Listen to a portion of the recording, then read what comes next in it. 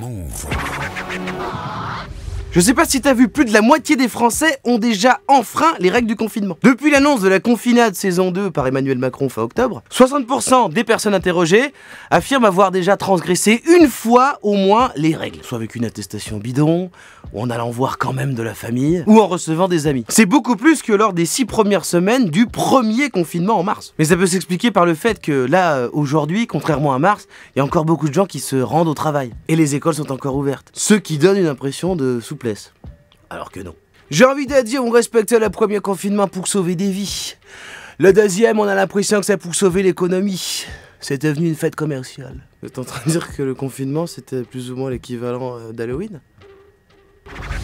Je sais pas si t'as vu, Netflix veut passer en direct. La plateforme de SVOD voudrait proposer une chaîne sur son site, mais pas à la demande, avec des programmes diffusés à jour et heure fixe. C'est une fonctionnalité qui est testée uniquement en France. Et certains utilisateurs français peuvent déjà découvrir une sélection de programmes, principalement des créations originales locales, comme Family Business ou Mortel par exemple, ou des séries européennes comme Dark et La Casa des Papel. Plusieurs épisodes sont diffusés à la suite et à une certaine heure, paf, on change de programme. Alors c'est pour Netflix une manière de faire découvrir ces séries originales et permettre aux gens de pas se dire « Oh mais on regarde Netflix, mais on regarde de quoi alors ? Je sais pas. » Parce qu'ils parlent comme ça les gens. Netflix, je trouve ça un moyen moderne de faire découvrir des trucs et ils pourraient généraliser ça en décembre. C'est ouf Internet.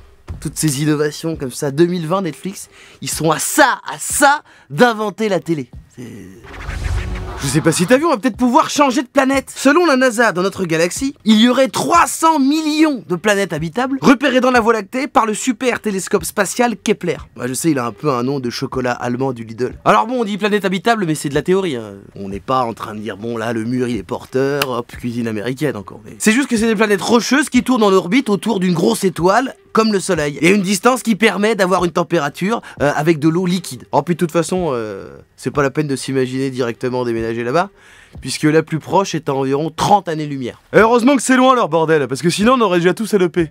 Parce que l'homme, il part toujours avec un projet noble, et après qu'est-ce qu'il fait ? Eh ben il mange des cordons bleus avec de la sauce Biggie. Qu'est-ce que vous avez contre la sauce Biggie ? Ouais, c'est bon, mais tu sais très bien que tu fais pas un truc yimbe. Ouais, j'avoue. C'est pas mauvais, mais on sait que c'est pas une bonne idée quand même. Non. Move Radio, Hip Hop Nation.